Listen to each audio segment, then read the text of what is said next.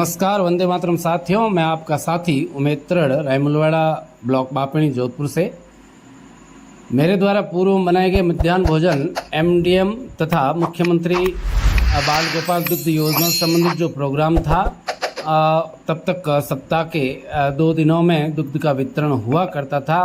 लेकिन वर्तमान निर्देशानुसार सप्ताह के 7 दिन अवकाश को छोड़ करके हमें दुग्ध का वितरण करना है।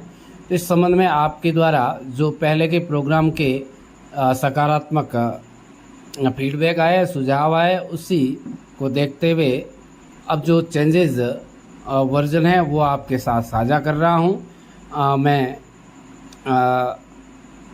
बिल्कुल ये समझता हूँ कि आपको यह भी प्रोग्राम बहुत अच्छा लगेगा, आपको बहुत ज़्यादा सुविधा रहेगी इस प्रोग्राम को उपयोग में लेते समय। साथियों, सबसे पहले स्कूल इन्फो, जिसके अंदर विद्यालय से संबंधित जो बेसिक एंट्रीज होती है उसको यहाँ पे हम भरेंगे। विद्यालय से संबंधित जो डिटेल है या फिर एमडी से संबंधित जो कोडिंग है, सबसे पहले यहाँ पे महीने की बात कर लेते हैं। यहाँ पे आपको महीना और साल चूज करना है, तो उस हिसाब से ऑटोमेटिकली आपको जो डेटा एंट्री वाली सीट्स है उनके अंदर दिनांक और वार शो होते हुए दिखेंगे।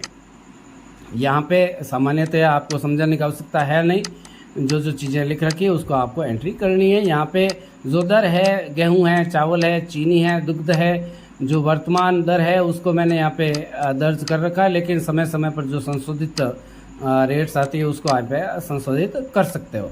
यहाँ पे जो कुकम और हेल्पर है उनसे संबंधित निजी जानकारी है जिसको आप यहाँ पे फीड करोगे, जो भी इनसे संबंधित आवश्यक पूर्तियाँ होगी। साथियों, ये सब कुछ कर लेने के बाद ये महीने में एक बार करना है। इसको करने के पश्चात महीने में एक बार यहाँ पे भी आपको काम करना रहेगा। नामांकन का जो मात्र 2 मिनट का काम है, बीजीटी के अंदर आपको यहाँ पे नामांकन भरना है कास्ट वाइज। जैसे ही आप नामांकन भर लेते हो तो आगे आ जाते हैं हम फूड डेटा एंट्री शीट पर, जहाँ पे आपको जो भी यहाँ पे दिनांक लिख रखी है, इस दिनांक तक का कितना शेष था, अंतिम माह तक का कितना अधिशेष था, या फिर अगले जो कॉलम 2 है सप्लायर और अन्य स्रोत से जो प्राप्त गेहूं चावल है कक्षा 1 से 5 और 6 से 8 तक का, ये ऑटोमेटिकली यहाँ पे पीरियड दिखाई देंगे। क्योंकि जब भी आगे हम जिस दिनांक के अंदर जो प्राप्त हुआ है उसको जब हम एंट्री करेंगे, जिसकी मैं चर्चा आगे करूँगा। आगे यदि कोई उधार लिया तो उसकी आप एंट्री करिएगा। और महीने का जैसे हम नया वर्जन डाउनलोड करके, नया प्रोग्राम हम डाउनलोड करके यहाँ पे जब भी काम की शुरुआत करते हैं तो यहाँ पे आपको लास्ट जो स्टॉक वाले जो कॉलम दिखाई दे रहा है उसकी आपको पूर्ति यहाँ पे करनी है। गत माह तक का जो व्यय था उसको। नीचे आपको कास्ट वाइज लाभान्वित विद्यार्थियों की संख्या लिखनी है।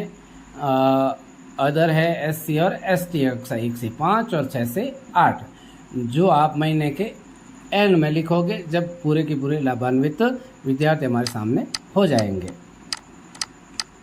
आगे आ जाते हैं हम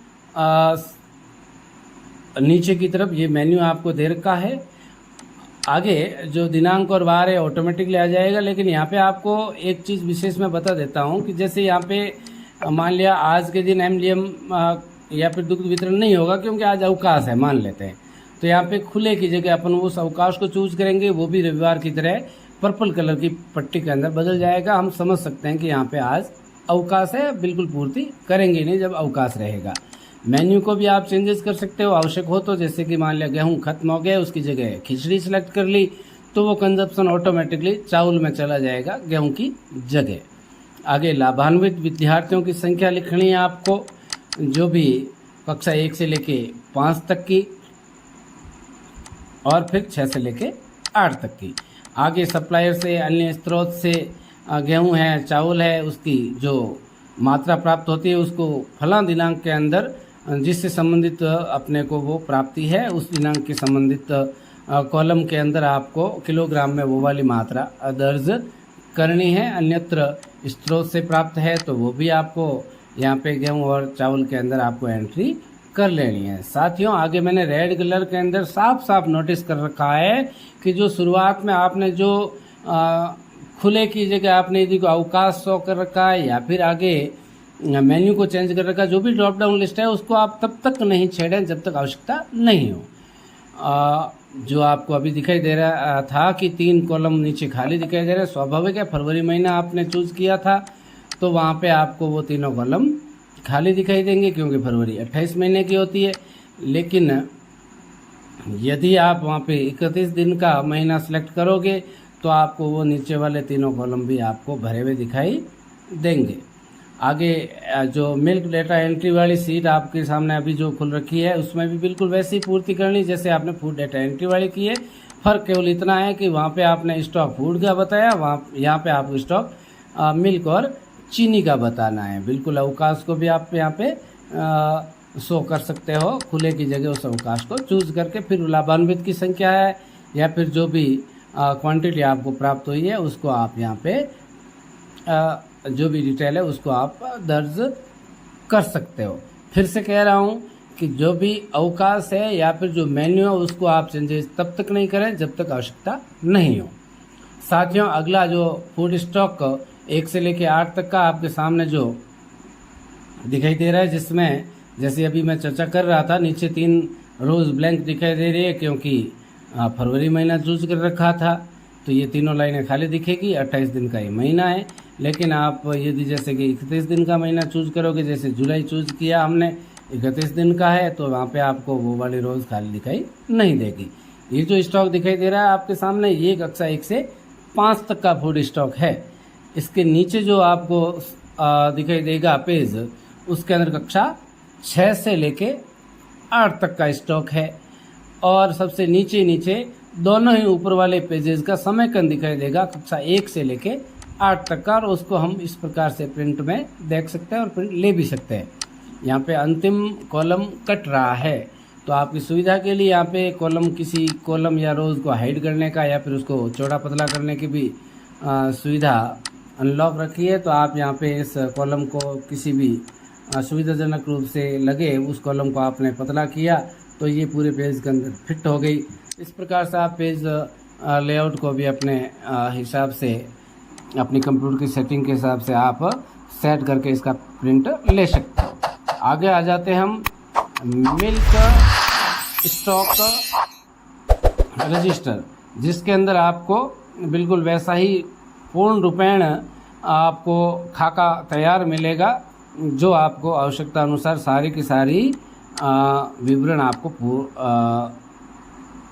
प्रदर्शित कर सके। यहाँ पे सारी की सारी आपको लगभग लाइनें पिंक कलर में शो हो रही है।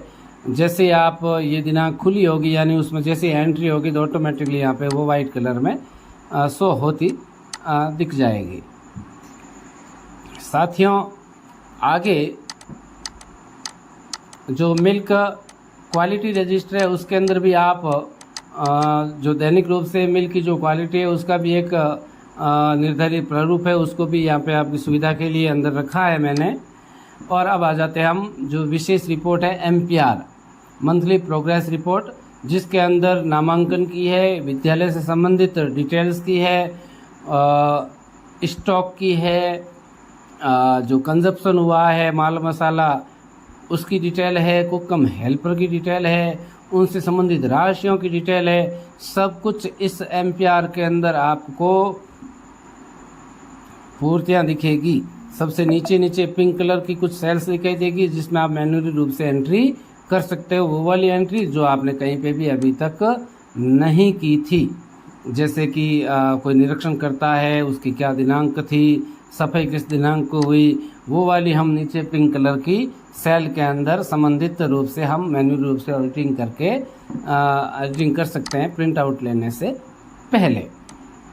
आगे आ जाते हैं हम उपयोगिता प्रमाण पत्र। यह भी बेहद आवश्यक प्रपत्र है UC।